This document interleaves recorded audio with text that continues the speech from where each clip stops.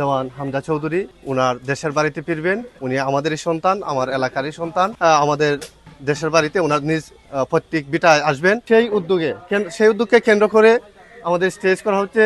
সামনে একটা প্রোগ্রাম আকারে একটা পরিবেশ হবে, তখন মানুষ আরও জমজমাট হবে। এলাকার মানুষকে নিয়ে উনি কথা বলবেন। যদি আপনারা মিডিয়ার ভাইরা থাকেন তো ওনার মুখ থেকে শুনতে পারবেন দেশে খেলাধুলা করছেন। আর আমরা তো দেখতেই পাচ্ছি যে উনি বিভিন্ন দেশে বিভিন্ন জায়গায় খেলাধুলা করে। তো ওনার একটাই জায়গা আমরা জানি যে জায়গা থেকে খেলছেন, ইংল্যান্ডের লেস্টার সিটি থেকে খেলছেন। আর উনি আগামীতে ইন্ডিয়ার বিপক্ষে খেলে বাংলাদেশের পক্ষে উনি খেলবেন।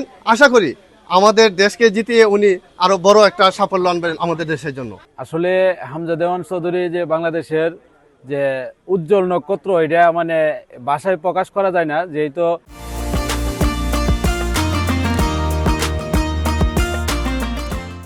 ওনার এলাকার পরিবেশ দেখলেই বোঝা যায় অনেক কিছু, যে উনি ইংল্যান্ডের ভালো একটা ইয়েতে খেলে, উনি ইংল্যান্ডের লেস্টার সিটিতে খেলছে, এখন আবার ইয়েতে খেলতেছে। তো স্পেনিশ ইউনাইটেড যে আছে ক্লাব আছে ওইখানে খেলতেছে।